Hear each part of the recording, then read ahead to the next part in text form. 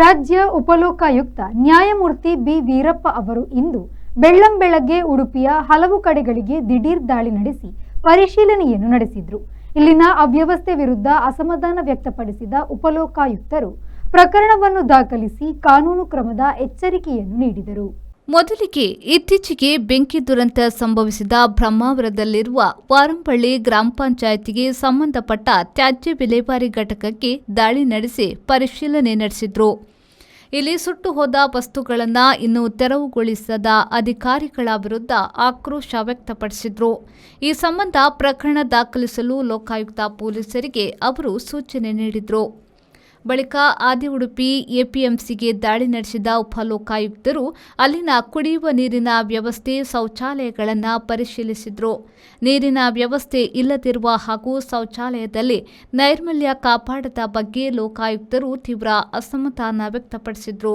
ಈ ಸಂಬಂಧ ಪ್ರಕರಣ ದಾಖಲಿಸುವಂತೆ ಲೋಕಾಯುಕ್ತ ಪೊಲೀಸರಿಗೆ ಅವರು ನಿರ್ದೇಶನ ನೀಡಿದರು. ಅಲ್ಲಿಂದ ಕಾಪು ಪುರಸಭೆಯ ಡಂಪಿಂಗ್ ಯಾರ್ಡ್ಗೆ ಭೇಟಿ ನೀಡಿದ ಉಪಲೋಕಾಯುಕ್ತರು ಈ ಕುರಿತು ಪರಿಶೀಲನೆ ನಡೆಸಿದರು. ಈ ಸಂದರ್ಭದಲ್ಲಿ ಪುರಸಭೆಯ ಮುಖ್ಯಾಧಿಕಾರಿಗಳು ಸ್ಥಳದಲ್ಲಿರದ ಬಗ್ಗೆ ಉಪಲೋಕಾಯುಕ್ತರು ಆಕ್ರೋಶವನ್ನು ವ್ಯಕ್ತಪಡಿಸಿದರು. ಈ ಸಂಬಂಧ ಕಾನೂನು ಕ್ರಮದ ಎಚ್ಚರಿಕೆಯನ್ನ ಅವರು ನೀಡಿದರು.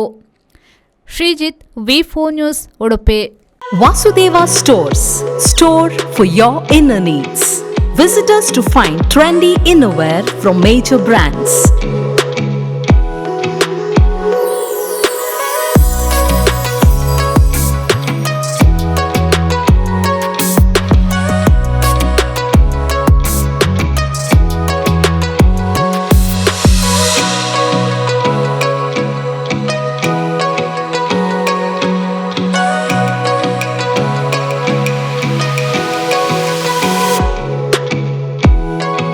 Visit Vasudeva Stores, ground floor, Ideal Towers near Sharavu Ganapati Temple, Mangaluru.